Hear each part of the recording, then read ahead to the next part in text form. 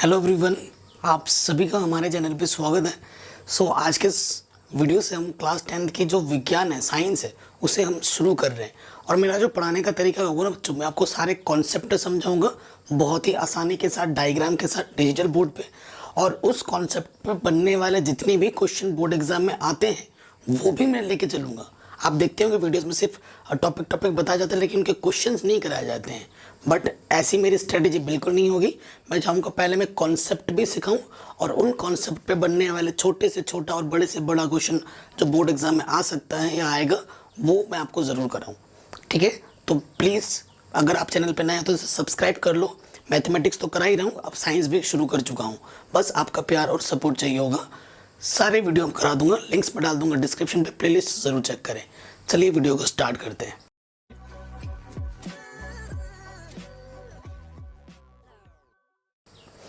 ठीक है, तो पहला जो चैप्टर है हमारा विज्ञान का, पहला चैप्टर हमारा क्या है? चैप्टर नंबर 1, रासायनिक अभिक्रियाएं एवं समीकरण। ठीक है, ये चीज़ है। हर एक चीज़ को हम डिकोड करेंगे और अच्छे से सीखते हुए चलेंगे। कुछ चीज़ें मैं आपको बताना चाहूँगा, जैसे कि आपको इस चैप्टर में क्या चाहिए होगा वो आपको हमेशा याद होना चाहिए। जैसे कि परमाणु क्रमांक, जैसे मैं लिख देता हूँ ना, परमाणु क्रमांक।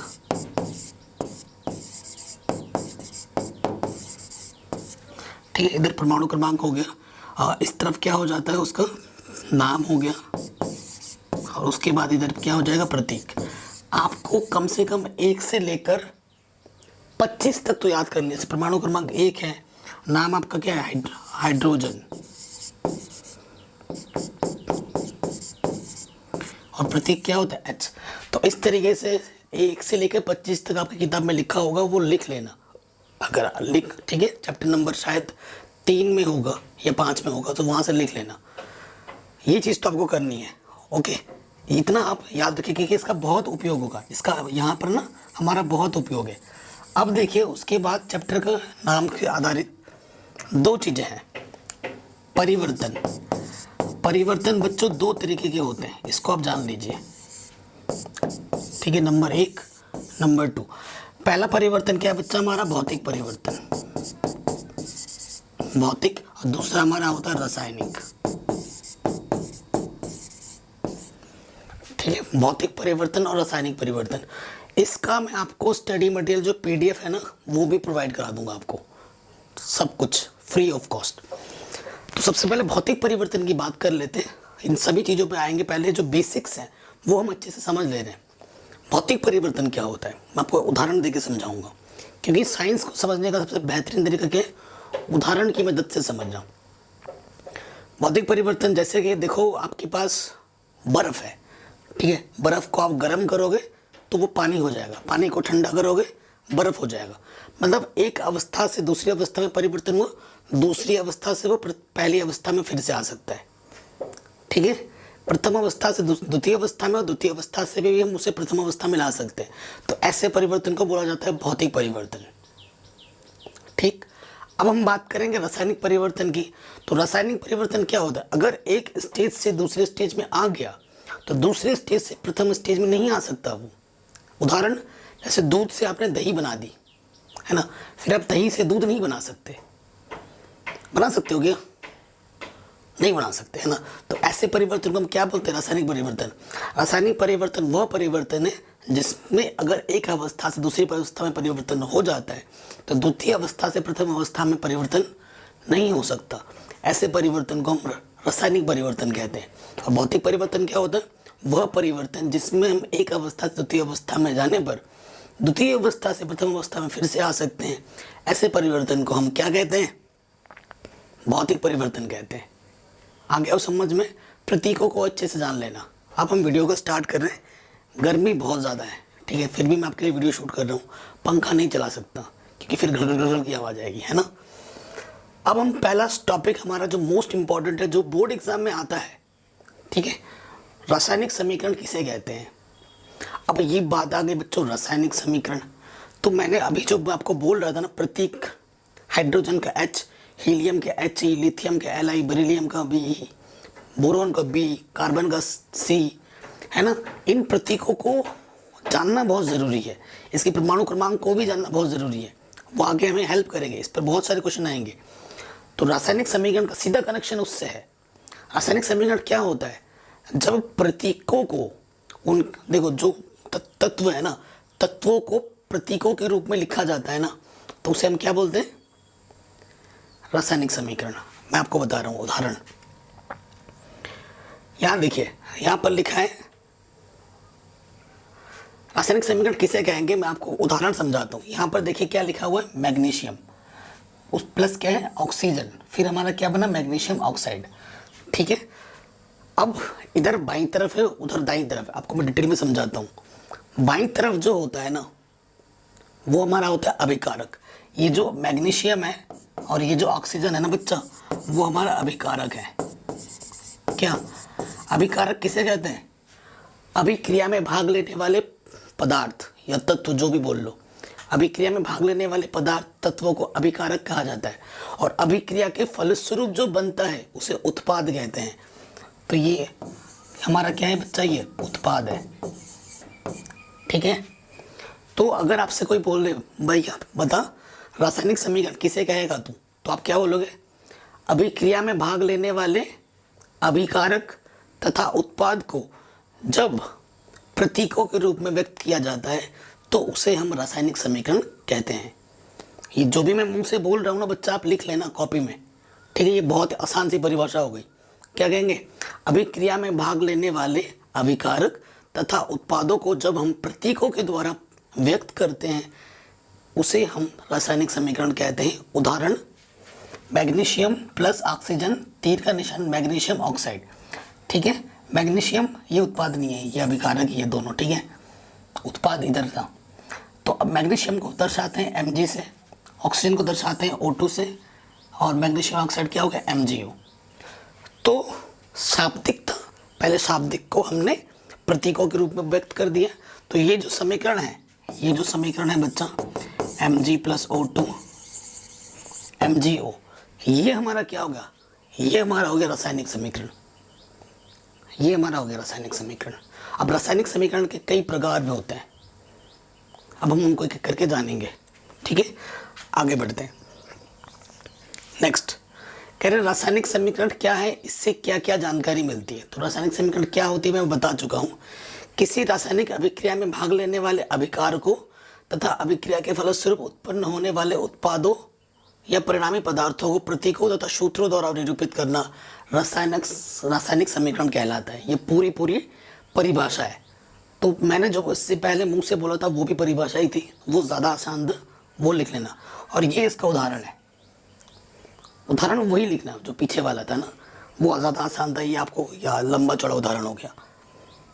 ठीक है, फिर आपकी बात होती है कि रासायनिक समीकरण से किन किन चीज़ों की जानकारी होती है। रासायनिक समीकरण हमें क्या बताता है, इसका क्या इम्पोर्टेंस है, इसकी क्या गुणवत्ता है। अगर आपसे कोई पूछ दे, अगर आपसे एक रासायनिक समीकरण लिख दे, जैसे यही था ना हमारे पास, जैसे अभी हमने क्या लिखा था, Mg प्लस O2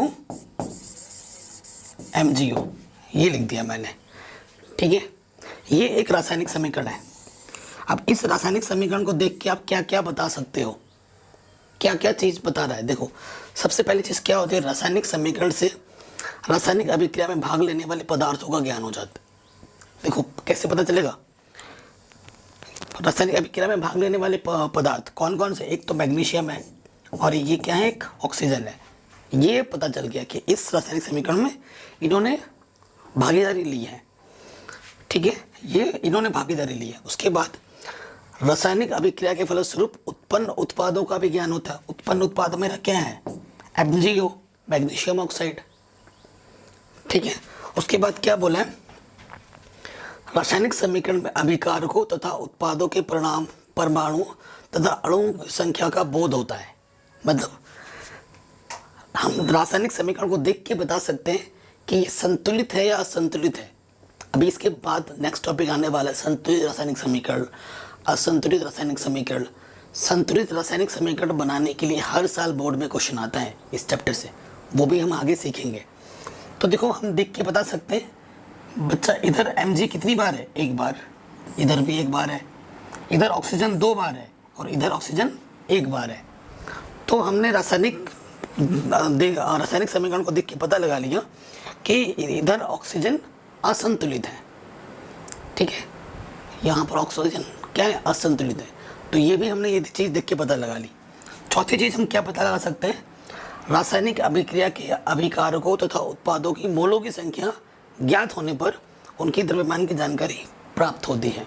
बिल्कुल सही बात है। इसका मतलब क्या है, इधर mg एक बार है, उधर भी mg एक बार है, इधर ऑक्सीजन 2 बार है और उधर ऑक्सीजन एक ही बार है। तो इधर ऑक्सीजन की परमाणु जो द्रव्यमान है ना ज़्यादा है और उधर कम है। मैं आपको एक चीज़ बताता हूँ, जो समीकरण होती है ना, रासायनिक समीकरण, उसमें हमेशा द्रव्यमान संरक्षण का नियम का पालन होता है। किस नियम का पालन होता है, द्रव्यमान संरक्षण का नियम। द्रव्यमान संरक्षण का नियम क्या होता है बच्चा, कि कोई भी चीज़, कोई भी वस्तु ना तो उत्पन्न की जा सकती है ना ही नष्ट की जा सकती है, उसे हम एक रूप से दूसरे रूप में परिवर्तित कर सकते हैं, ठीक है। ये चीज़ आपने कक्षा 9 में भी पढ़ी होगी, तो ये चीज़ दर्शाती है। पांचवी चीज़ क्या है, क्या दर्शाती है, रासायनिक अभिक्रिया में यदि कोई अभिकारक या उत्पाद गैसीय अवस्था में है तो उसके आयतन की जानकारी भी प्राप्त होती है, ठीक है। आपने देखा होगा जब आप किताब पढ़ रहे होगे एनसीईआरटी में देखना mg है ना, तो H लिखा होगा, कहीं G लिखा होगा। H का मतलब क्या है, सॉलिड, G का मतलब क्या है, गैसीय अवस्था।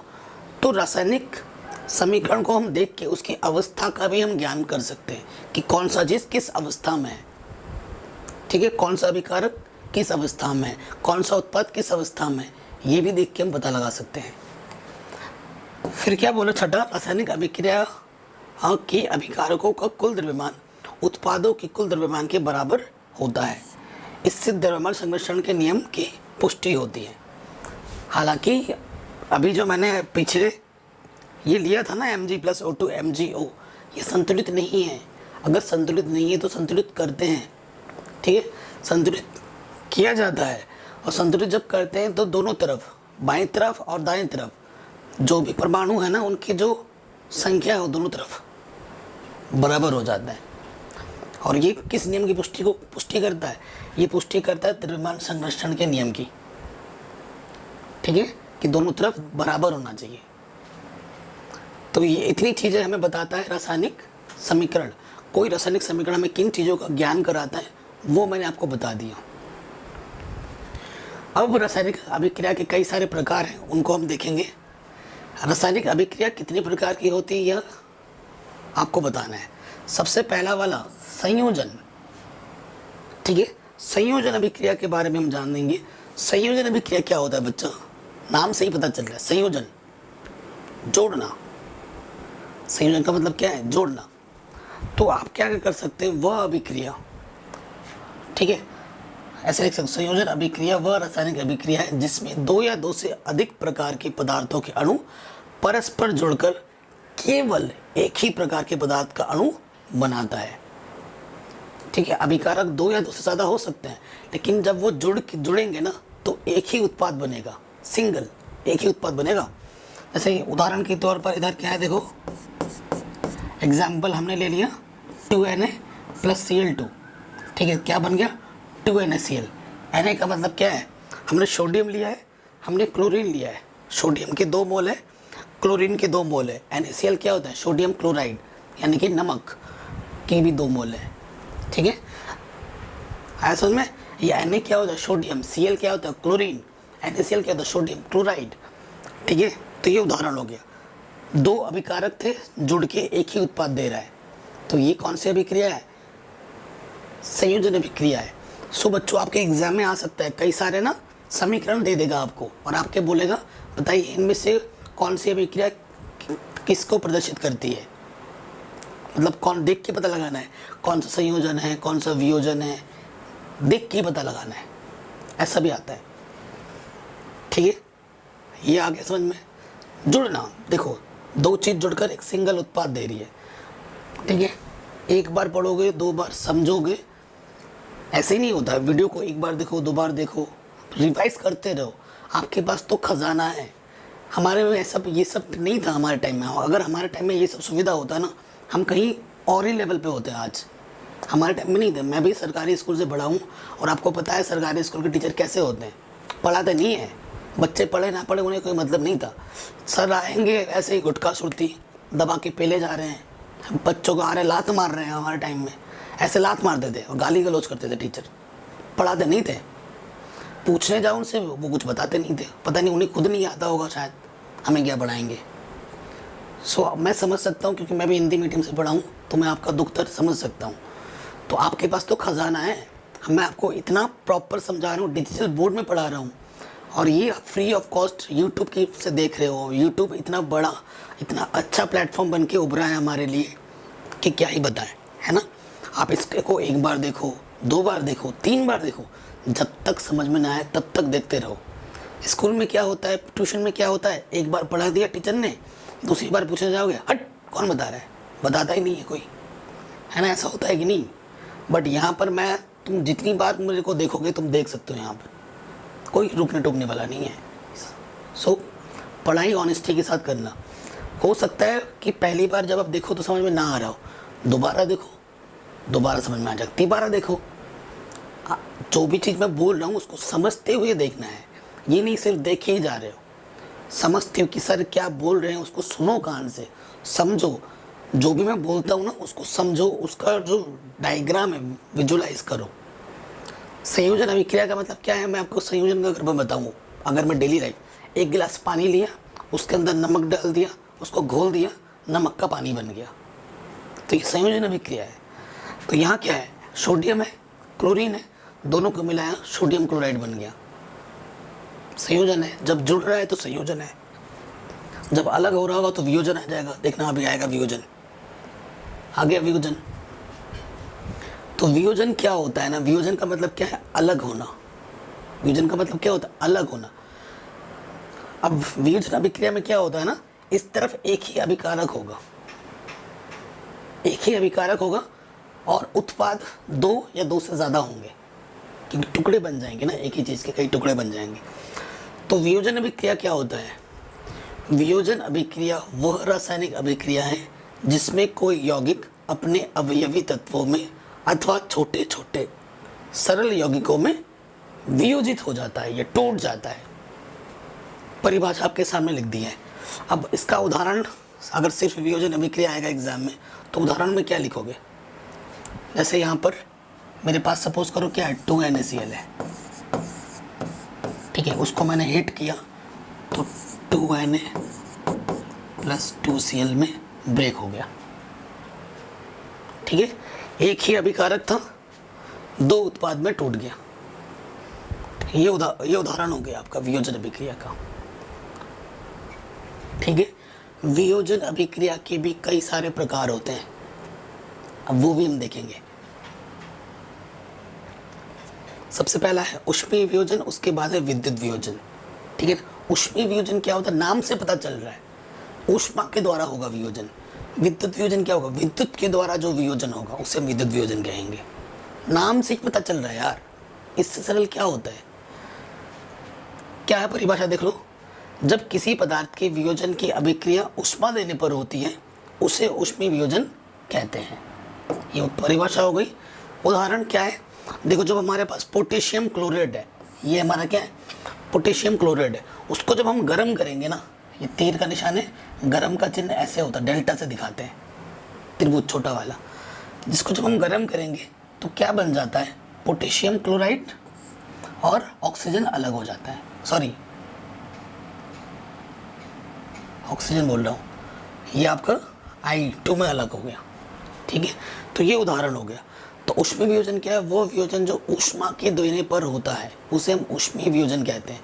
मैं आपसे हमेशा बोल रहा हूँ, साइंस में आपको डेफिनेशन पूछा है आपसे, भले ही वो एग्जाम्पल पूछा या ना पूछे, आपको हमेशा एग्जाम्पल देना है, हमेशा उदाहरण देना है।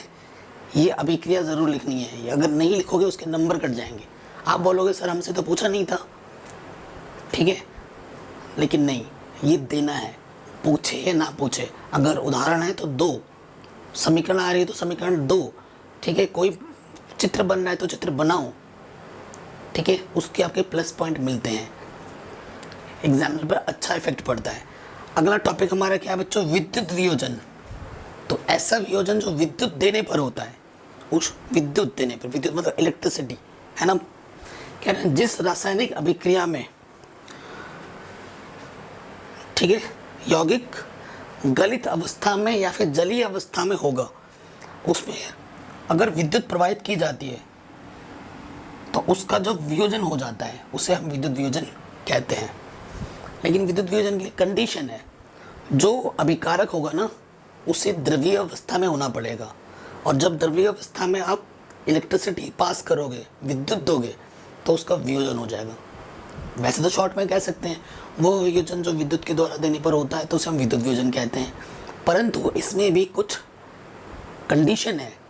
जो अभिकारक होना चाहिए वो द्रवीय अवस्था में होना चाहिए, गलित अवस्था में होना चाहिए, ठीक है। उदाहरण क्या है, देखो हमारे पास ये सोडियम क्लोराइड है, ठीक है, ये हमारा सोडियम क्लोराइड है, इस पर हमने विद्युत दिया, यहाँ पे हमने क्या दिया, विद्युत, ऐसे लिख देना।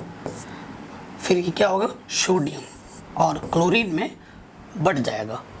आप हमेशा देख रहे हो जब वियोजन हो रहा है ना, वियोजन अभिक्रिया में अभिकारक एक है, उत्पाद 2 या 2 से ज़्यादा बन रहे हैं। अभिकारक हमेशा एक ही है, लेकिन उत्पाद 2 या 2 से ज़्यादा बन रहे हैं, ठीक है। ये भी आगे समझ में। अब हम बढ़ेंगे विस्थापन या प्रतिस्थापन अभिक्रिया, ठीक है, कि विस्थापन और प्रतिस्थापन अभिक्रिया में क्या होती है, ठीक है।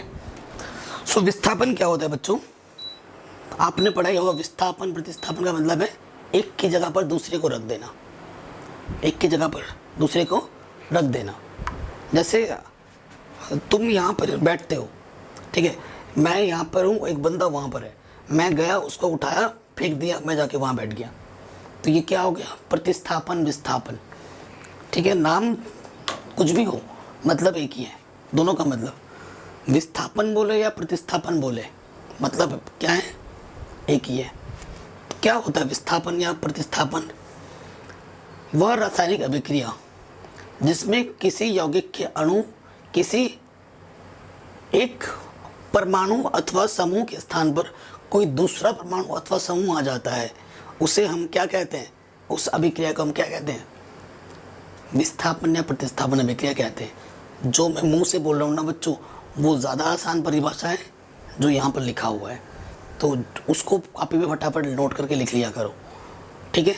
उदाहरण क्या है, देखो यहाँ पर, ये ज़्यादा इम्पोर्टेंट है, इसको देखो, यहाँ पर क्या है, FeCuSO4 और यहाँ पर क्या है, FeSO4Cu। सो अगर आप देखें Fe के साथ क्या आ गया है, SO4, ठीक है, और Cu बेचारा अलग हो गया, तो इसने इसको प्रतिस्थापित कर दिया। अगर मतलब कहने का मतलब है Fe कहाँ पर आ गया, Cu के स्थान पर, Fe कहाँ पर आ गया, Cu के स्थान में। देखो FeSO4, Cu बेचारा अलग हो गया, ठीक है। अब आपसे ये क्वेश्चन बन सकता है कि Fe ने Cu को क्यों हटाया, Fe ने Cu को ही क्यों हटाया। तो बच्चों अभी हम पढ़ेंगे तीसरे चैप्टर में सक्रियता श्रेणी, ठीक है। सक्रियता श्रेणी में ना ये जो Fe है Cu से ऊपर है, अब जो बलवान होगा, जो मजबूत होगा, है ना, वो हमेशा कमज़ोर को हटाता है, कमज़ोर को मारता पीटता है। तो यहाँ पर बलवान हमारा Fe है और कमज़ोर हमारा Cu है। सक्रियता श्रेणी में फेरस Fe Cu से ऊपर है, इसीलिए इसने इसको हटाकर उसके जगह पर वो आ गया है। तो ऐसे अभिक्रिया को हम क्या कहते हैं, प्रतिस्थापन या फिर विस्थापन अभिक्रिया कहते हैं। वह रासायनिक अभिक्रिया जिसमें किसी अणु को या मूलक को हटाकर कोई दूसरा अणु या मूलक आ जाता है, तो उसे हम विस्थापन या फिर प्रतिस्थापन अभिक्रिया कहते हैं। ये इसका सरल सा परिभाषा था और ये सरल सा एक उदाहरण था, इसको ज़रूर आप लिख लेना, ठीक है। आगे बढ़ते हैं। अब है उभय प्रतिस्थापन। उभय प्रतिस्थापन को द्विविस्थापन भी कहा जाता है। क्या द्विविस्थापन, इसे भी नोट कर लेना कि उभय एग्जाम में आ जाएगा। द्विविस्थापन अभिक्रिया किसे कहते हैं, आप बोलोगे हमारे तो सर ने पढ़ा ही नहीं। उभय प्रतिस्थापन या द्विविस्थापन का मतलब एक ही है, ठीक है, नोट कर लो बच्चों। क्या है, क्या होता है इसमें ना, वहाँ पर एक हटा रहा था, इसमें दो हटते हैं, दो, इसलिए द्विविस्थापन बोला जाता है। अदला बदली होती है, एक्चुअली कह सकते हैं अदला बदली, है ना। कह रहे हैं जिस रासायनिक अभिक्रिया में यौगिकों के आयनों अथवा घटकों की अदला बदली हो जाती है तथा नए यौगिक बनते हैं, वह उभय प्रतिस्थापन या द्विविस्थापन अभिक्रिया कहलाती है। ठीक है, सिंपल सी परिभाषा है। अब यौगिकों की ना अदला बदली होगी, उदाहरण से समझ जाएंगे। ये हमारा क्या है, BaCl2 और ये है हमारा Na2SO4। अब आप देखो Ba और SO4 एक साथ आ गया और ये बेचारे दो अब एक साथ आ जाएंगे NaCl2। अदला बदली हुई, ये इसके साथ ये इसके साथ अदला बदली हो गई घटकों की, दो की, एक की नहीं दो की, इसलिए द्विविस्थापन या फिर उभय प्रतिस्थापन अभिक्रिया इसे कहते हैं। आगे समझ में कोई दिक्कत हो तो उस पॉइंट पे वीडियो को एक बार दोबारा देख लो। मैं आपको बताना चाहूँगा, हमने पूरा मैथमेटिक्स भी कर रखा है।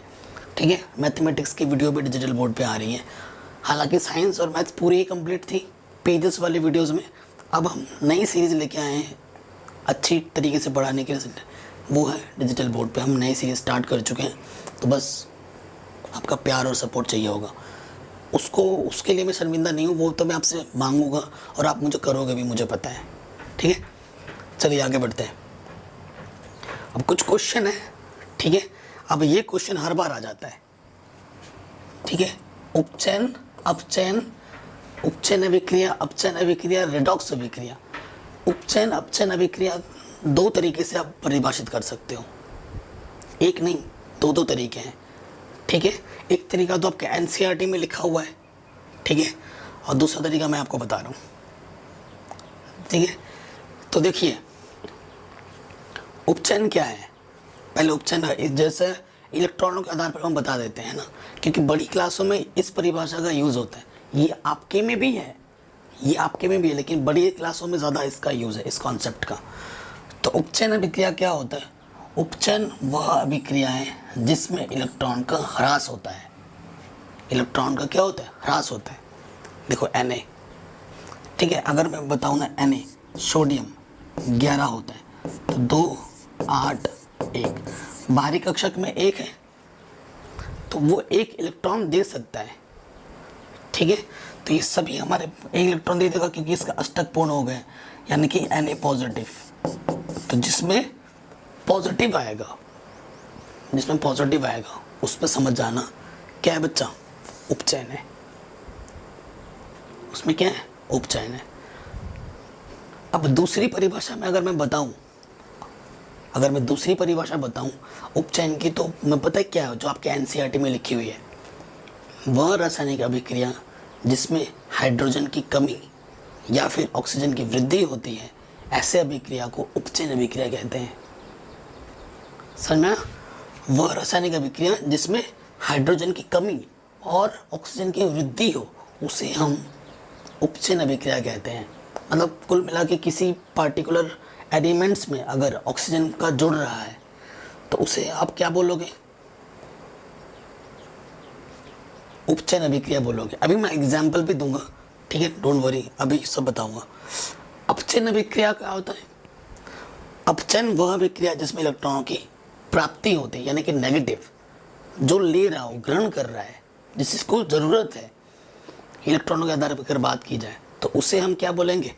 अपचयन बोलेंगे। अपचयन वह अभिक्रिया है जिसमें इलेक्ट्रॉनों की प्राप्ति होती है। जैसे क्लोरीन है, क्लोरीन का है 17, इसका करोगे तो 2 8 7, इसको एक और परमाणु की आवश्यकता है, तब इसके अष्टक पूर्ण होंगे। ये अभी चैप्टर नंबर 3 में ये पूरा पढ़ोगे, है ना, 3-5 में। तो एक की आवश्यकता है तो एक नेगेटिव लग जाता है। ठीक है, तो जो नेगेटिव का मतलब क्या है? ग्रहण, मुझे चाहिए भाई, मुझे चाहिए। एक नेगेटिव है तो इसे एक इलेक्ट्रॉन चाहिए, जिसको चाहिए उसका मतलब होता है अपचयन। ठीक है, अगर मैं आपको इसको दूसरी परिभाषा में बताऊं तो वह रासायनिक अभिक्रिया जिसमें हाइड्रोजन की वृद्धि हो और ऑक्सीजन की कमी हो, उसे हम अपचयन अभिक्रिया कहते हैं। सुना आपने? वह रासायनिक अभिक्रिया जिसमें हाइड्रोजन की वृद्धि हो और ऑक्सीजन की कमी हो, उसे हम अपचयन अभिक्रिया कहते हैं। ठीक है, और एक एग्जाम में और एक क्वेश्चन आ जाता है, रेडॉक्स अभिक्रिया किसे कहते हैं? अपोपचय, जैसे हिंदी में बोलते हैं। अपोपचय अभिक्रिया क्या है? लिख लीजिएगा जो भी मैं बोल रहा हूँ। वह रासायनिक अभिक्रिया जिसमें अपचयन और उपचयन अभिक्रिया दोनों एक साथ हो रहे हों। वह रासायनिक अभिक्रिया जिसमें उपचयन और अपचयन अभिक्रिया दोनों एक साथ हो रहे हो उसे हम क्या बोलते हैं? अपोपचय अभिक्रिया बोलते हैं। उसे हम क्या बोलते हैं? अपोपचय। मतलब ऐसा अभिक्रिया होगा जिसमें एक रिएक्शन में ना उपचयन भी हो रहा है और अपचयन भी हो रहा है, उसे हम बोलेंगे अपोपचय अभिक्रिया। ठीक है, उसका भी एक फेमस उदाहरण आपके एनसीईआरटी में, वो भी मैं अभी आपके सामने रखूँगा, बट यहाँ पे जो उदाहरण है वो देख लीजिए। यहाँ देखिए, देखो यहाँ पर क्या है, ये आयनिक समीकरण है। इनको देख के पता करना है कि इनमें क्या हो रहा है, उपचयन हो रहा है, अपचयन हो रहा है। ठीक है, और ज़रूरी नहीं है ऐसे क्वेश्चन है आपसे बोल सकता है कि उदाहरण सहित बताइए कि उपचयन अपचयन अभिक्रिया किसे कहते हैं, या फिर उपचयन अपचयन अभिक्रिया क्या है। अगर उदाहरण ना पूछे भी तो भी आपको उदाहरण देना है, चाहे पूछे या ना पूछे। तो सबसे आसान जो उदाहरण है बच्चों वो देख लो। उदाहरण क्या है हमारे पास? एक उदाहरण आपका होता है, ये लिख लीजिए, ये आपके उपचयन के लिए, अपचयन के लिए और रिडॉक्स अभिक्रिया के तीनों के लिए हो जाएगा। तीनों में आप ये उदाहरण दे सकते हो। क्या? ZnO प्लस C, तीर का निशान Zn प्लस CO। ठीक है, ये उदाहरण आप लिख लीजिए, बहुत ही शानदार उदाहरण है। इससे आप हर एक चीज़ को आसानी के साथ समझ पाएंगे। अगर आप देखें यहाँ पर ऑक्सीजन की कमी हो रही है, यहाँ ऑक्सीजन था, यहाँ ऑक्सीजन नहीं है, तो यहाँ क्या हो रहा है? अपचयन। इसमें ऑक्सीजन नहीं था, इसमें ऑक्सीजन आ गया, इसमें हो रहा है उपचयन। ऐसी अभिक्रिया जिसमें उपचयन और अपचयन दोनों साथ साथ हो रहे हैं, तो ऐसी अभिक्रिया को हम क्या बोलते हैं? अपोपचय। चलिए आगे बढ़ते हैं। नेक्स्ट, ये जो क्वेश्चन बहुत पूछा गया है बोर्ड एग्जाम में, ठीक है ना बच्चों? क्वेश्चन क्या है? वायु में जलाने से पहले मैग्नीशियम रिबन को क्यों साफ किया जाता है? मैग्नीशियम एक छड़ टाइप की जो रिबन होती है उसको वायु में जलाने से पहले साफ क्यों करते हैं? तो देखो, जैसे ही मैग्नीशियम को हम वायु में लाएंगे, वायु में क्या होता है? ऑक्सीजन। ठीक है, ये रिबन है, ये ऑक्सीजन है। जैसे ही हम वायु में लाएंगे तो ऑक्सीजन मैग्नीशियम के साथ अभिक्रिया करके एक परत बना देगा, किसकी? मैग्नीशियम ऑक्साइड की। ठीक है, तो वायु में तो धूल के कण वगैरह भी हैं और मैग्नीशियम की परत भी जम जाती है उसमें, तो वो एक अशुद्धि होती है। तो अशुद्धि को साफ करके हम शुद्ध मैग्नीशियम शुद्ध प्राप्त करने के लिए हम ऐसा करते हैं। तो यहाँ लिखा हुआ है, साधारण परिस्थितियों में मैग्नीशियम वायु में उपस्थित ऑक्सीजन से संयोग करके मैग्नीशियम ऑक्साइड बना लेता है। अतः मैग्नीशियम रिबन से इस मैग्नीशियम ऑक्साइड की परत पर अन्य अशुद्धियों जैसे धूल, कण, नमी आदि को हटाकर शुद्ध मैग्नीशियम प्राप्त करने के लिए इसे वायु में जलाने से पहले साफ करना आवश्यक है। ठीक है, बहुत ही आसान था, आई होप आपको समझ में आ गया होगा। अब ये क्वेश्चन भी काफ़ी पूछा गया है आपके एनसीईआरटी में, और मज़े की बात है ये क्वेश्चन तब आया था जब मैंने 2008 में बोर्ड एग्ज़ाम दिया था। मेरे टाइम में ये क्वेश्चन पूछा गया था, ठीक है, और मैंने जिसका जवाब ज़रूर दिया था।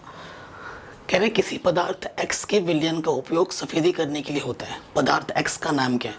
किसका उपयोग ही करते हो सफ़ेदी करने के लिए? दीवारों में, है ना, चूना। तो क्या होता है, पदार्थ X का जो नाम है ना वो क्या है? कैल्शियम ऑक्साइड, इतना है नाम। और सूत्र क्या होता है? CaO। ठीक है, और जल के साथ अभिक्रिया करके क्या होता है? अगर इसका जल के साथ अभिक्रिया करोगे CaO, ये H2 है। CaO होता है सॉलिड के फॉर्म में, H2 होता है लिक्विड। ठीक है, अभिक्रिया करके क्या बनाता है? CaOH का होल ट्वाइस, बुझा हुआ चूना। ठीक है, तो काफ़ी इंपॉर्टेंट क्वेश्चन है, बोर्ड एग्जाम में पूछा जाता है। फिर ये क्रियाकलाप आपने पढ़ी होगी, ठीक है, तो उस क्रियाकलाप में क्या होता है?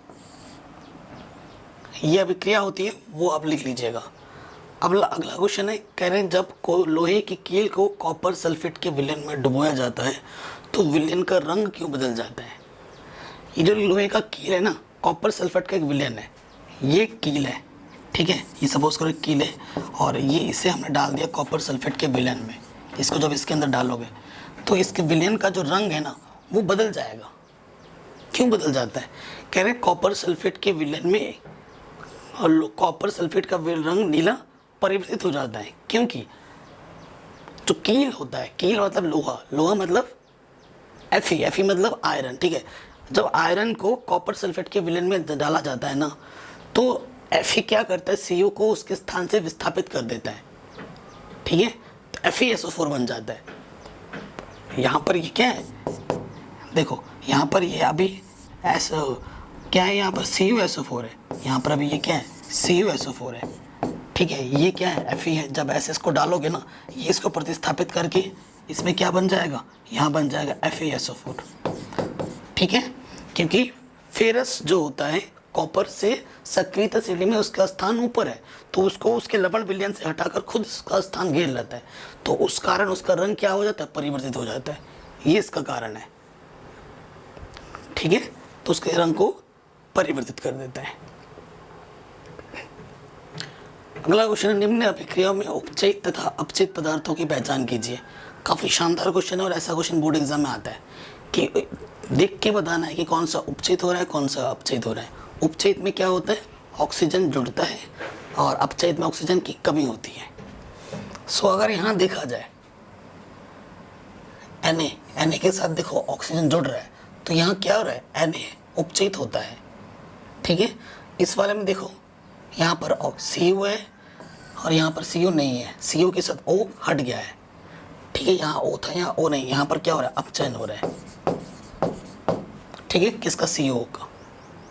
और H2 का बोला गया, H2 में क्या हो रहा है, यहाँ पर उपचयन हो रहा है, H2O बन रहा है, तो ये कैसे अभिक्रिया है, अपचयन उपचयन दोनों साथ में हो रहे हैं, रेडॉक्स अभिक्रिया है।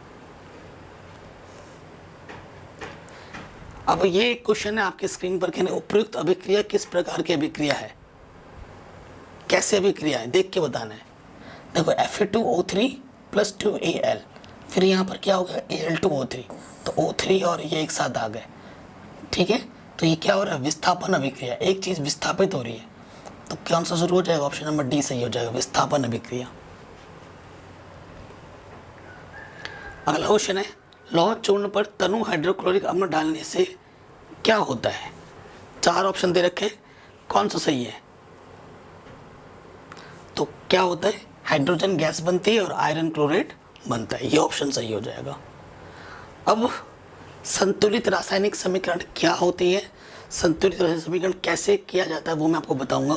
हालांकि ये 1 शॉर्ट वीडियो के हिसाब से इस पर्टिकुलर टॉपिक में मैंने सेपरेट एक वीडियो बना रखी है, उस वीडियो को लाखों बच्चों ने देख रखा है, उस वीडियो की भी मैं लिंक डाल दूंगा डिस्क्रिप्शन पे, उससे ज़रूर देख लेना। यहाँ तो मैं समझाऊंगा ही समझाऊंगा, और उस वीडियो में मैंने ढेर सारे क्वेश्चन करा रखे हैं, तो वहाँ से आपकी प्रैक्टिस हो जाएगी, ठीक है। संतुलित रासायनिक समीकरण क्या होती है, अभिकारक और उत्पाद में तत्वों के परमाणु क्रमांक क्या होने चाहिए, परमाणुओं की संख्या बराबर होनी चाहिए, तभी उसे क्या बोला जाता है, संतुलित रासायनिक समीकरण। और संतुलित रासायनिक समीकरण द्रव्यमान संरक्षण के नियम को संतुष्ट करती है, ठीक है। तो यहाँ से परिभाषा है, वह रासायनिक समीकरण जिसके दोनों पक्षों में प्रत्येक तत्व के परमाणुओं की संख्या बराबर होती है, संतुलित रासायनिक समीकरण कहलाती है। उदाहरण देखो, ये उदाहरण ये Zn + H2SO4, तीर का निशान ZnSO4 + H2, ठीक है, ये एक संतुलित रासायनिक समीकरण। क्यों, देखो Zn कितनी बार है, इधर अभिकारक में एक बार लेफ्ट साइड में, और इधर भी कितना है, एक बार, ठीक है। H2 है, H हाइड्रोजन लेफ्ट में 2 बार है, राइट में भी 2 बार है। फिर देखो सल्फर है, इधर 1 बार है, उधर भी सल्फर कितना है, 1 बार है, ठीक है। फिर ऑक्सीजन इधर 4 बार है, इधर भी ऑक्सीजन 4 बार है, तो दोनों तरफ बराबर है, अभिकारक और उत्पाद में परमाणुओं की संख्या आपस में बराबर है, तो ये क्या हो जाएगा बच्चों, ये हो जाएगा संतुलित रासायनिक समीकरण। तो संतुलित रासायनिक समीकरण क्या होता है, आ गया होगा आपको समझ में, अभी क्वेश्चन भी करेंगे, ठीक है। ये क्वेश्चन काफ़ी पूछा गया है, निम्न की रासायनिक अभिक्रियाओं के लिए संतुलित समीकरण लिखिए, मतलब शब्दों में दिया होगा, शब्दों से आपको बनाना पड़ेगा, ठीक है, फिर उसको संतुलित करना पड़ेगा, प्रैक्टिस चाहिए होगा। देखो यहाँ पर क्या है, हाइड्रोजन है, हाइड्रोजन H2, फिर क्या, क्लोरीन का क्या होता है, Cl2, तीर का निशान, हाइड्रोजन क्लोराइड का क्या होता है, HCl, ठीक है। इधर देखो हाइड्रोजन कितना है, 2 बार है, तो इधर हाइड्रोजन 2 है, उधर पे हाइड्रोजन को 2 बनाने के लिए क्या करना होगा, 2 से गुणा करना होगा। मैं यहाँ से 2 से गुणा कर दूंगा, जैसे ही मैंने 2 से गुणा किया हाइड्रोजन 2 बन गया, और क्लोरीन भी कितना बन गया, 2, और इधर भी क्लोरीन कितना है, 2, हो गया संतुलित। गुणा ही करना है बस, सिंपल। फिर क्या है देखो, बेरियम क्लोराइड। बेरियम क्लोराइड का क्या होता है, BaCl2, ठीक है, प्लस फिर क्या है, एल्यूमिनियम सल्फेट, ठीक है। एल्यूमिनियम सल्फेट का क्या होता है, Al2SO4 का थ्राइस, ठीक है। फिर क्या है, बेरियम सल्फेट। बेरियम सल्फेट का क्या होता है, BaSO4। और फिर क्या है, aluminium chloride plus aluminium chloride AlCl3, ये होगा। अब इसको संतुलित करना है, ठीक है। इसको क्या करना है, संतुलित करना है। सो देखो इधर भी ये कितनी बार है, एक बार है, इधर भी एक बार है, ठीक है। इधर क्लोरीन 2 बार है और इधर क्लोरीन कितनी बार है, 3 बार है। तो 3 और 2, 3 और 2 का क्या होगा, इधर 3 से गुणा करोगे ये 6 हो जाएगा, उधर 3 रह जाएगा, तो ये गड़बड़ हो जाएगी, है ना। तो मैं क्या करूँगा, ये वाला जो 3 है इसकी गुणा मैं इधर कर दूंगा और ये वाला जो 2 है इसकी गुणा मैं इधर कर दूंगा। तो देखो क्लोरीन कितना हो गया, 6, इधर भी क्लोरीन कितना हो गया, 6। एल्यूमिनियम यहाँ कितना हो गया, 2, ठीक है। और यहाँ पर भी एल्यूमिनियम कितना है, 2, ठीक है। बेरिलियम यहाँ हो गया 3 और बेरिलियम यहाँ पर कितना है, 1 है और यहाँ 3 है, तो 3 से कर देंगे गुणा, ठीक है। SO4 यहाँ कितना है, 3। अब यहाँ पर भी SO4 कितना हो गया, 3, संतुलित, ठीक है। नेक्स्ट वाला देखिए, सोडियम।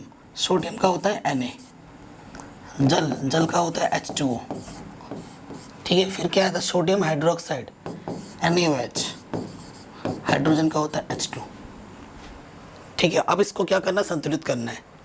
देखो सोडियम इधर एक बार है, इधर भी एक बार है, ऑक्सीजन यहाँ एक बार है, इधर भी एक बार है, इधर हाइड्रोजन 2 बार है, उधर हाइड्रोजन 3 बार है ना। उधर कितनी बार है, 3 बार है। सो क्या करें,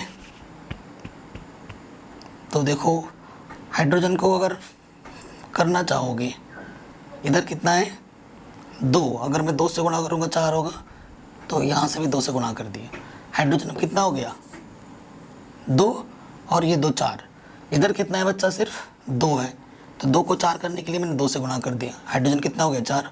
ऑक्सीजन हो गया 2, ऑक्सीजन भी हो गया 2, ठीक है, दोनों तरफ। उसके बाद सोडियम यहाँ 1 है, यहाँ पर सोडियम कितना है, 2 है, 2 बनाने के लिए 2 से गुणा कर दो, हो गया संतुलित, ठीक है, आराम से बन गया। रासायनिक समीकरण को संतुलित करने की आवश्यकता क्यों पड़ती है? रासायनिक समीकरण को संतुलित करने की आवश्यकता इसलिए पड़ती है ताकि वो द्रव्यमान संरक्षण के नियम को संतुष्ट कर सके। रासायनिक समीकरण में पदार्थ ना तो बनाया जा सकता है और ना ही नष्ट किया जा सकता है, यह द्रव्यमान संरक्षण का नियम है। रासायनिक अभिक्रिया में द्रव्यमान संरक्षण के नियम को संतुष्ट करने के लिए रासायनिक समीकरणों को संतुलित किया जाता है। सिंपल, आपके बोर्ड एग्जाम में आ सकते हैं। अब ये कुछ क्वेश्चन है बहुत ही शानदार, ठीक है। अभी मैंने आपको इनको प्रूफ करना सिखाऊंगा। निम्नलिखित रासायनिक समीकरणों को संतुलित कीजिए, संतुलित करेंगे हम एक एक करके, ठीक है बच्चों। चलिए पहले वाले पे आ जाते हैं। पहला हमारे पर HNO3 प्लस CaOH का होल ट्वाइस,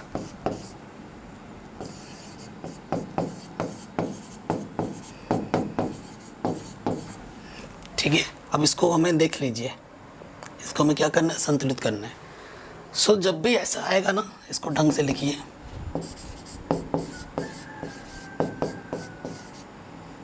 उस अंदर गुणा करोगे 2 हो गया, H भी 2 हो गया,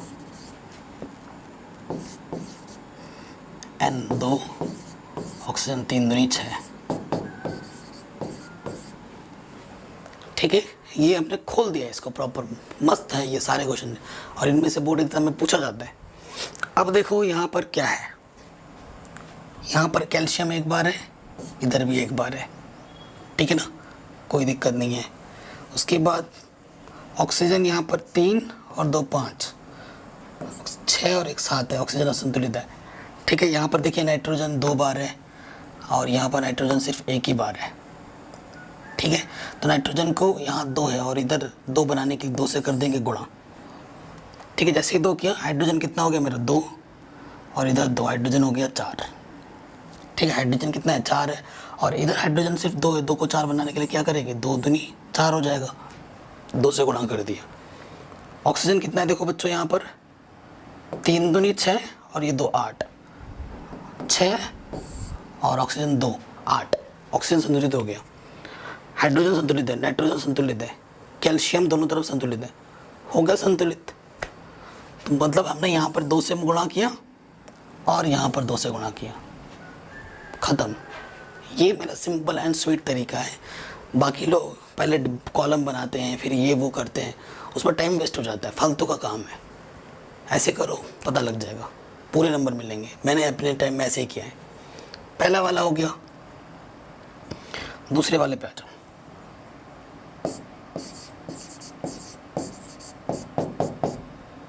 H2SO4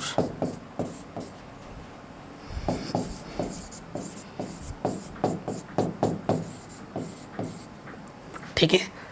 कभी कभी आपको संतुलित रासायनिक समीकरण में दे देता है, तो वो भी ध्यान से देखना। सोडियम यहाँ 1 है, यहाँ 2 है ना।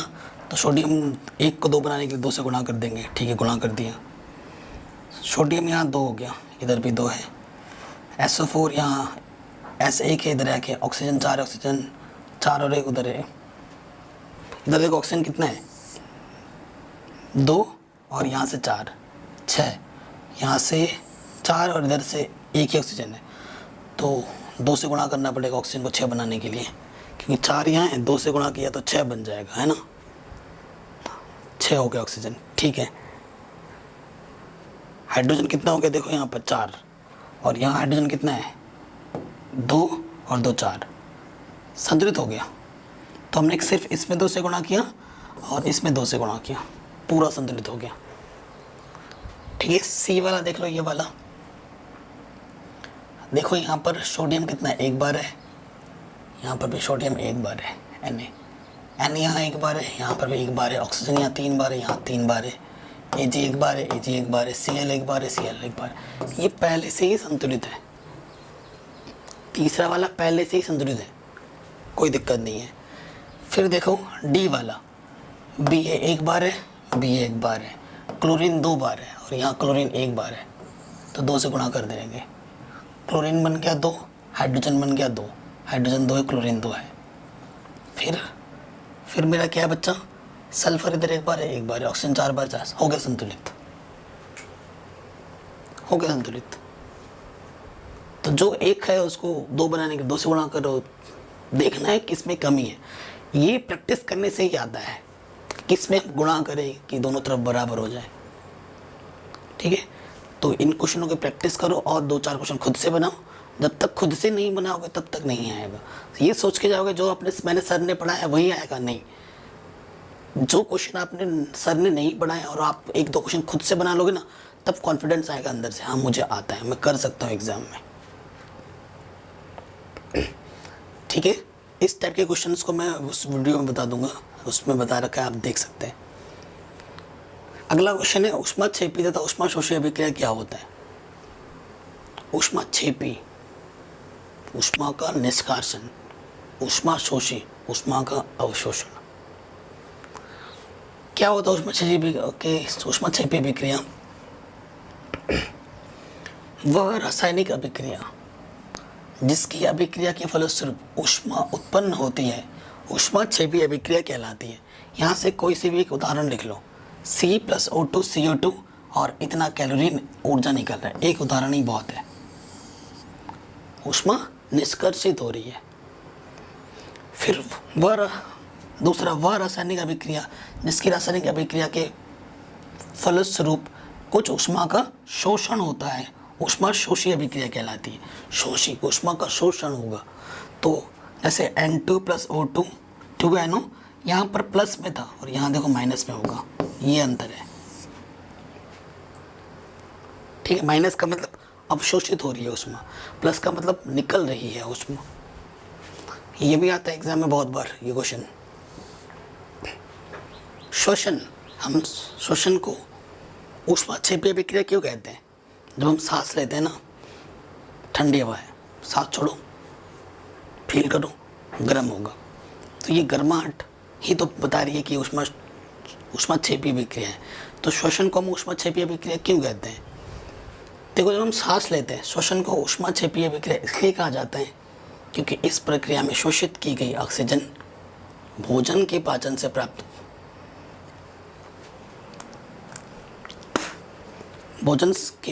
प्राप्त ग्लूकोज से संयुक्त होकर ऊर्जा उत्पन्न करती है और यह ऊर्जा एटीपी में संचित हो जाती है। ठीक है, जब हम लेते हैं ना, भोजन ग्रहण करते हैं, उससे ऊर्जा उत्पन्न करती है, ऊर्जा उत्पन्न कर रही है, यानी कि उत्पन्न बोले तो गर्माहट अंदर से आ रही है। इसी वजह से जब हम सांस छोड़ते हैं तो वो सांस में गर्माहट होती है, और यही है कि श्वसन को हम ऊष्माक्षेपीय विक्रिया कहते हैं क्योंकि इसमें ऊष्मा निकलती है। अब वो जो आपने पढ़ा है ना, उस पर क्रॉस क्वेश्चन क्या क्या बन सकते हैं, बोर्ड एग्जाम में ये सब पूछा गया है। देखिए, कह रहे हैं वियोजन अभिक्रिया को संयोजन अभिक्रिया के विपरीत क्यों कहा जाता है? इन अभिक्रिया के लिए समीकरण लिखिए। देखो, जब आपने संयोजन अभिक्रिया पढ़ा था, दो अभिकारक जुड़कर एक उत्पाद बना रहा था, दो या दो से ज़्यादा, है ना। और वियोजन में क्या होता है, एक अभिकारक टूट के दो या दो से बना रहे हैं, तो एक दूसरे के उलट हुए हैं ये। तो वही है, एक्चुअली क्या करना है, यहाँ पर परिभाषा लिख देनी है। संयोजन अभिक्रिया क्या होता है उसका उदाहरण, वियोजन अभिक्रिया क्या होता है उसका उदाहरण, और ये पहले ही मैं बता चुका हूँ और ये आपके स्क्रीन पे भी लिखा हुआ है।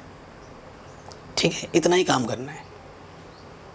ये संयोजन अभिक्रिया है उदाहरण, ये वियोजन अभिक्रिया है उदाहरण। उन वियोजन अभिक्रियाओं के एक समीकरण लिखिए जिनसे ऊष्मा, प्रकाश एवं विद्युत के रूप में ऊर्जा प्रदान की जाती है। ठीक है, तो वियोजन अभिक्रिया ऊष्मा के रूप में, प्रकाश के रूप में और विद्युत के रूप में, तीनों के उदाहरण देने हैं बस। तो ये देखो, CaCO3, ये जो वियोजन हो रहा है वो ऊष्मा के द्वारा हो रहा है, CaO + Ca2। फिर ये वाला प्रकाश के द्वारा, ऊष्मा मतलब गर्म कर रहे हैं, जैसे माचिस में लकड़ी जला दी, और प्रकाश का मतलब धूप, AgCl की 2 मोल, और वियोजन होगा 2Ag + Cl2, और ये जो वियोजन हो रहा है वो प्रकाश के द्वारा हो रहा है। फिर हमारे पास क्या पानी है, H2O, इसमें हमने विद्युत डाल दिया तो H2 + O2 बन गया, दोनों ही गैसीय अवस्था में। ये तीनों लिख लीजिएगा, उदाहरण है। ये ऊष्मा का है, ये प्रकाश का है, ये विद्युत का है, आ सकता है एग्जाम में। काफ़ी बार पूछा जाता है एग्जाम में, संयोजन अभिक्रिया और वियोजन अभिक्रिया में क्या अंतर है, बहुत बार पूछा गया है। तो बेसिक 2 अंतर क्या हो जाएंगे, इधर आप संयोजन अभिक्रिया की परिभाषा लिखोगे, उधर आप वियोजन अभिक्रिया की परिभाषा लिखोगे। एक उदाहरण संयोजन अभिक्रिया का दे दोगे, एक उदाहरण वियोजन अभिक्रिया का, ये 2 तो होंगे ही होंगे। उसके बाद क्या होगा, देखो अंतर क्या है। कह रहे हैं विस्थापन अभिक्रिया और उधर क्या, द्विविस्थापन अभिक्रिया। अच्छा, इनमें अंतर है ना, इस पे पूछा है। कह रहे हैं इन अभिक्रियाओं में एक सक्रिय तत्व किसी यौगिक में उपस्थित अन्य तत्वों के प्रति स्वयं उसका स्थान लेता है। यहाँ पर आएगी परिभाषा, यहाँ पर क्या आएगी, परिभाषा विस्थापन अभिक्रिया की, और यहाँ पर भी आएगी परिभाषा किसकी, द्विविस्थापन अभिक्रिया की। वो मैं पहले ही लिखवा चुका हूँ सरल शब्दों में।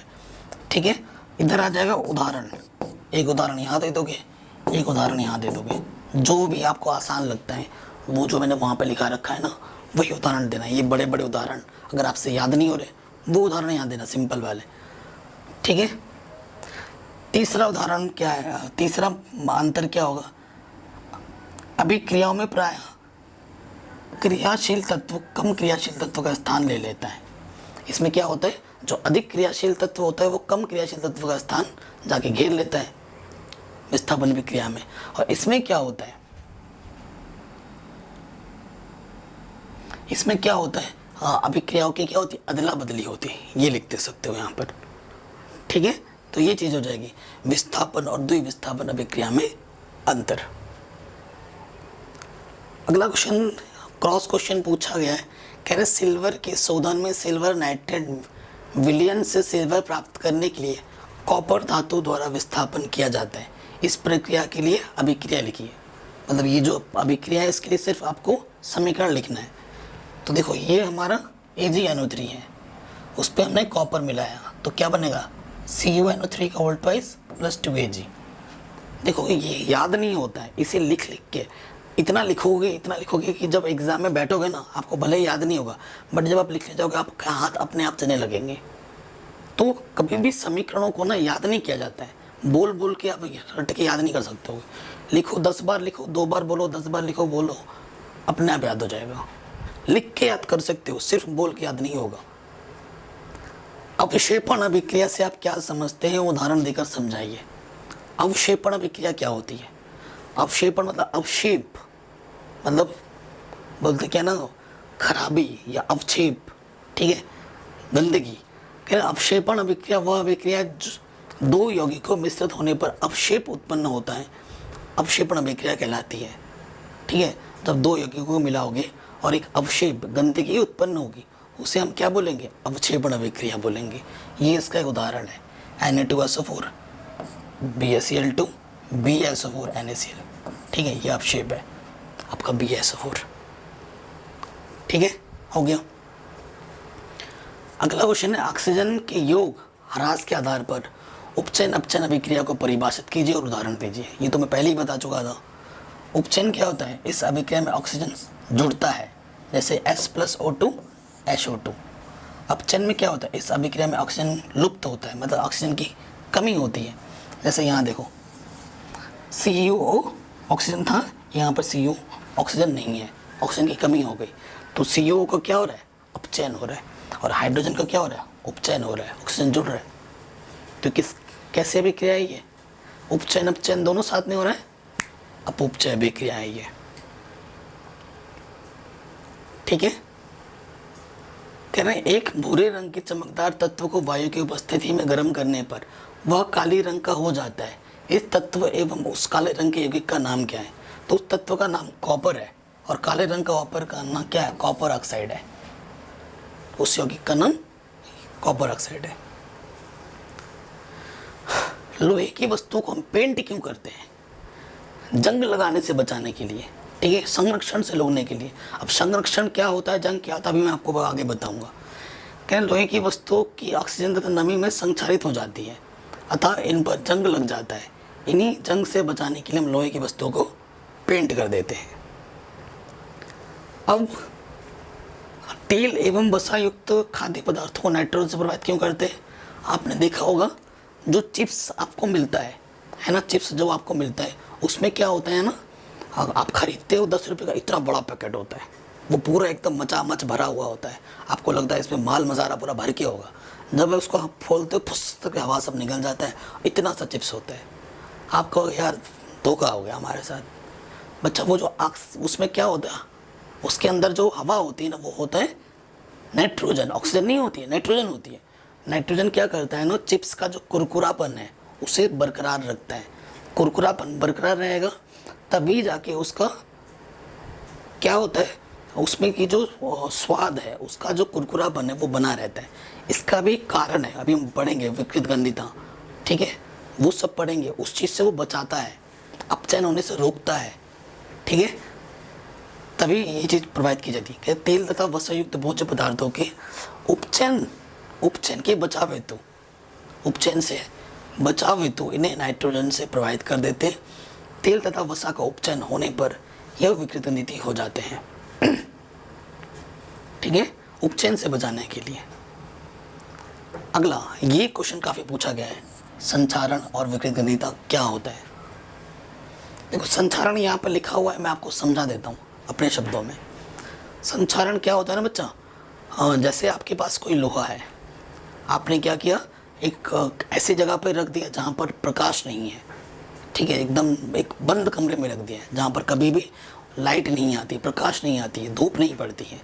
तो अब कुछ दिन बाद जाओगे ना, उसी सपोज करें फावड़ा रख दिया, फावड़ा में जाके देखोगे भूरी भूरी परत जम गई।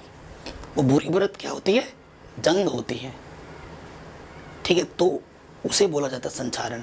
तो वही लिखा होगा, जब किसी धातु की सतह वायु अथवा अपने चारों ओर उपस्थित किसी अन्य पदार्थों द्वारा अभिक्रमित हो जाता है, यहाँ संचारित कही जाती है तथा इस पर जंग लग जाता है, यह प्रभाव संचरण कहलाता है। उदाहरण के लिए लोहे पर जंग लग जाता है।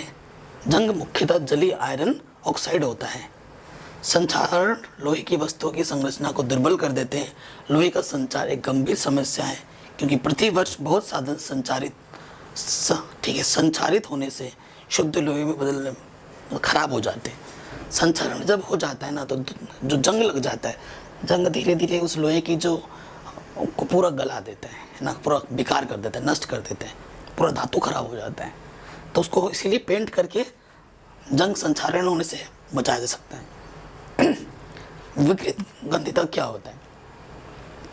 देखो, जो तेलीय पदार्थ होते हैं और जो फैटी पदार्थ होते हैं जिसमें वसा होता है, उन सब पदार्थों में ना जब वसा तथा तेल उपचित हो जाते हैं तब यह विकृत गंधित हो जाते हैं। कोई भी खाना बना रहे हो जो अपने तेल से बनाया है, जिसमें फैट है, अगर वो उपचित हो जाएगा ना, फिर क्या होगा, उसमें से बदबू आएगी, उसका टेस्ट खट्टा हो जाएगा, एकदम बदबू मारेगा, सड़ा हुआ, उल्टी आ जाएगी खाओगे तो। कहने जब वसा तथा तेल उपचित हो जाते हैं तब यह विकृत गंधित हो जाता है। इनकी गंध तथा स्वाद परिवर्तित हो जाते हैं। वास्तव में तेलों का उपचयन प्रति आक्सीकारक मिलाकर अथवा भोज्य पदार्थों को निर्वाचित पात्रों में रखकर इन्हें नाइट्रोजन में प्रवाहित करके रोका जा सकता है। ठीक है, इसको रोकने का एक ही तरीका है कि ऐसी जगह पर रखो जहाँ पर इसका उपचयन ना हो, या फिर नाइट्रोजन में डाल दो। जैसे अभी देखा था, चिप्स के जो पैकेट होते हैं उसमें क्या डाला जाता है, नाइट्रोजन की हवा, ताकि उसका उपचयन होने से रोक सके हम। ठीक है, कह रहे निम्न जो अभिक्रिया दे रखी है वो कैसी अभिक्रिया है, देख के बताना है। तो देख के हम बता पा रहे हैं कि विस्थापन अभिक्रिया है। ठीक है ना, ऐसा हमने पहले भी एक उदाहरण किया था, FeO3+2L। तो यहाँ से क्या आ गया, देखो एल्यूमिनियम और ये चीज़ विस्थापन में आते हैं। कह रहे चूना पत्थर का रासायनिक सूत्र क्या होता है, CaCO3। ये आप पढ़ोगे नेक्स्ट चैप्टर में। ऊष्मा शोषी अभिक्रिया क्या होता है, ऊष्मा का अवशोषण करता है, ऊष्मा को शोषित करता है। चिप्स की थैली में कौन सी हवा होती है, नाइट्रोजन होती है, B। जंग का रासायनिक सूत्र क्या है, FeO3X FeO3X X यहाँ पर नंबर ऑफ कुछ भी हो सकता है, मोल पानी का। कह रहे कॉपर सल्फेट के विलयन में लोहे की कील डालकर रखने से किस प्रकार परिवर्तन होता है, रासायनिक परिवर्तन होता है। कैसे, क्योंकि उसका रंग परिवर्तन हो जाता है। इसका पूरा एक्सप्रेशन अभी थोड़ी देर पहले बताया था मैंने। तो कैसा परिवर्तन होता है, रासायनिक परिवर्तन होता है। कह रहे कैल्शियम ऑक्साइड तथा जल के बीच होने वाली अभिक्रिया का रासायनिक समीकरण लिखिए। कैल्शियम ऑक्साइड CaO, जल H2O क्या बनाएगा, CaOH का होल ट्वाइस। ठीक है, यह आ सकता है एग्जाम में। कह रहे फेरस सल्फेट के क्रिस्टलों को गर्म करने पर होने वाली समीकरण की अभिक्रिया लिखिए। ये फेरस सल्फेट है, इसको आपने गर्म किया, क्या बनेगा, ferric oxide, sulphur dioxide, sulphur trioxide.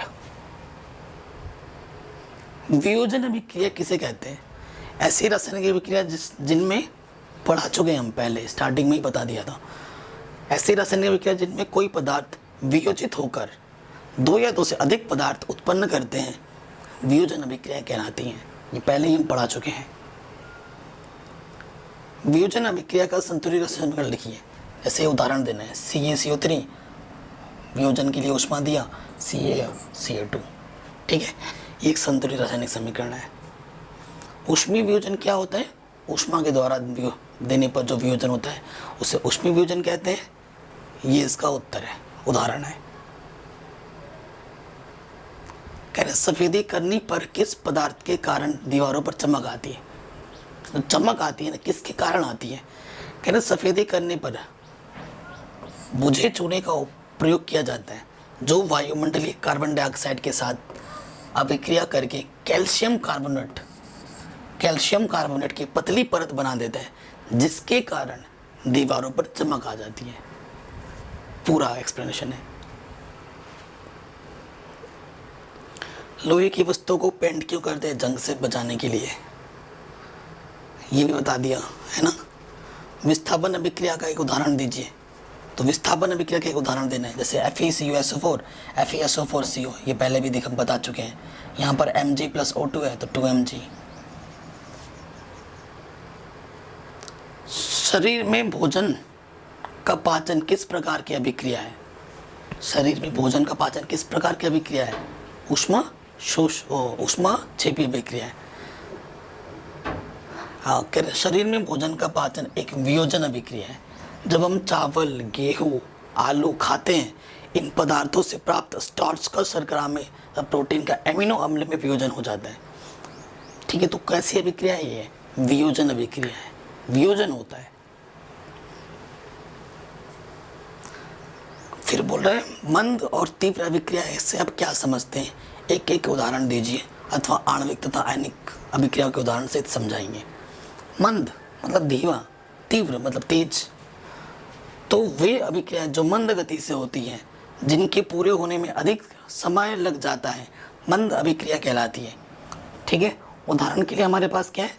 ये हमारे पास CH3CO CuH2 प्लस H2। इस अभिक्रिया को होने में ना बहुत ज़्यादा समय लग जाएगा। और वे रासायनिक अभिक्रियाएं जो शीघ्रता से होती हैं, ठीक है, उसे हम क्या बोलते हैं? तीव्र अभिक्रिया कहते हैं। जैसे उदाहरण ये है AgNO3 plus NaCl AgCl plus NaNO3। ठीक है, ये एक तीव्र अभिक्रिया का उदाहरण है। तो ये जो चैप्टर था आपका, बहुत ही आसान सा एक चैप्टर था। मैंने आपको हर एक कॉन्सेप्ट समझाया, हर एक टॉपिक को अच्छे से एक्सप्लेन किए हैं और उस पर पूछे जाने वाले छोटे बड़े क्वेश्चन आपको समझा दिए हैं। एग्ज़ाम से पहले मैं हर एक चैप्टर के जो इम्पोर्टेंट क्वेश्चन है उसकी एक सेपरेट वीडियो ला दूंगा, वो आपको बहुत हेल्प करेगी। अगर आशा करता हूँ ये आपको समझ में ज़रूर आया होगा। अगर अच्छा लगा है तो वीडियो को हर जगह शेयर करें, चैनल को सब्सक्राइब करके अपना प्यार ज़रूर दें। मिलते हैं आपसे नेक्स्ट वीडियो में, तब तक अपना ख्याल रखें। सभी वीडियोज़ की लिंक्स मैं डाल दूँगा डिस्क्रिप्शन पे, प्लेलिस्ट को ज़रूर चेक करें। जय हिंद।